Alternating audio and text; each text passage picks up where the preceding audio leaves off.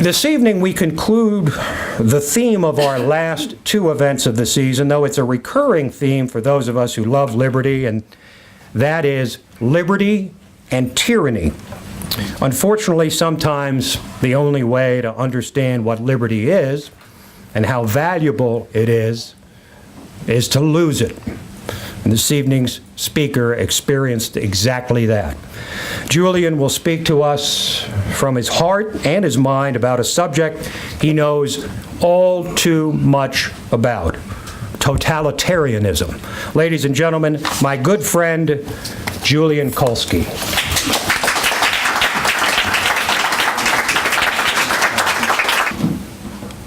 It doesn't take much to turn freedom-loving people into slaves under a totalitarian regime. As a young boy in my native Poland, I watched in horror as my countrymen were turned from being free into slaves. First by the Germans, and 5 years later by the Russians for 40 years. When the Germans invaded Poland in 1939, starting the Second World War, we, Boy Scouts and Girl Scouts of Poland, were well prepared to defend our families, our nation, our liberties, and our freedom. When our army was captured after months of battle, the Scouts, we the Scouts, became an important element of the underground army. And we fought hard during the 5 years of brutal German occupation. The Polish resistance was by far the strongest of all the countries in Europe. As soldiers of the Polish army, we Scouts took part in disarming Germans, blowing up trains, and carrying out sentences on our traitors and war criminals. The Scouts taught me self-reliance and self-confidence, made me strong, which in turn gave me the fortitude to withstand huge difficulties and tragic situations. During the war, it made me a good soldier, helped me withstand Gestapo tortures, to overcome tuberculosis, and to escape death through starvation in a prisoner of war camp in Germany. After the war, it made it easier for me to adopt my beloved new country. I could not return to Poland, which was occupied by the communist Russians, who considered any patriotic Pole, and especially Scouts, to be an enemy threat. I was 10 when the Germans invaded Poland, immediately closed all schools, and started the era of unimaginable terror. At the age of 12, with the schools closed, I volunteered and was sworn into the underground army, where most of the young people were Boy Scouts and Girl Scouts. 2 years later, at 14, I was arrested and tortured by the infamous Gestapo, who wanted to find out the whereabouts of my scoutmaster, Ludwig Berger. At 15, I fought in the Warsaw Uprising, even worse than the Battle of Stalingrad. It was the most vicious street fighting in the Second World War. Over tens of thousands of Boy Scouts and Girl Scouts died during those 2 months of the battle, and 180,000 civilians were killed in the fighting for freedom. Eventually, we were forced to capitulate, and I, sick with tuberculosis, was transported in a cattle car to a prisoner of war camp in Germany, from which I escaped 9 months later.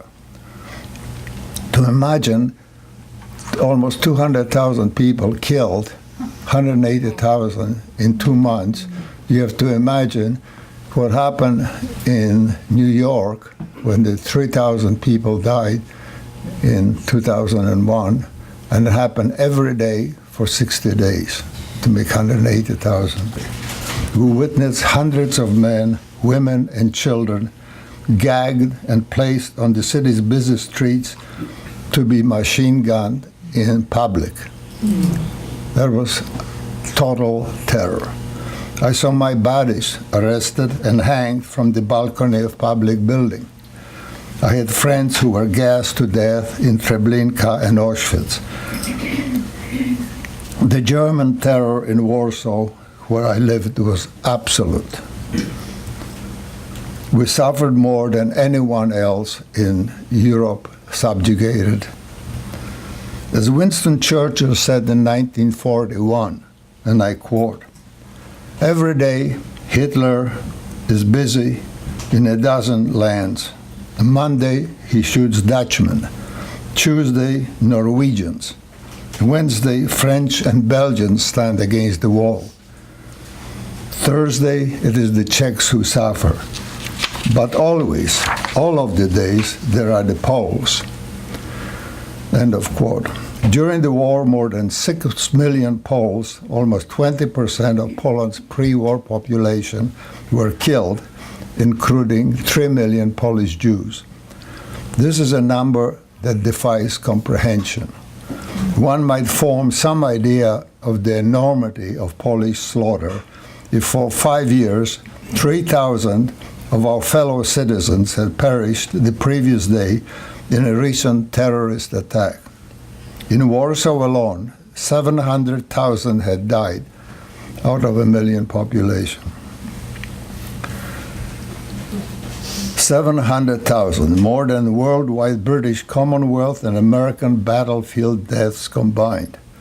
Almost half of Polish doctors, dentists, lawyers, and university professors were dead by the end of the war. As a young boy growing up in Warsaw, Poland during World War II, I experienced horror, pain, and fear watching my country being turned into a brutal dictatorship. Today I see a democratic and free Poland as it rose from the ashes of dictatorship. On Monday, I'm going to Warsaw for 2 weeks, and I do that every year. I now clearly see that my efforts and spilled blood, as well as the countless lives of my comrades in arms, were not in vain. The fight for freedom was crowned with victory. This, in turn, makes me certain that no amount of effort, no amount of resistance, and no amount of tears is too much in defense of liberty.